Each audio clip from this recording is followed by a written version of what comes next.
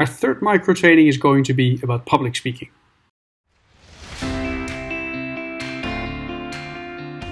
Now, public speaking is just like riding a bicycle or swimming, right? It's just like any other skill.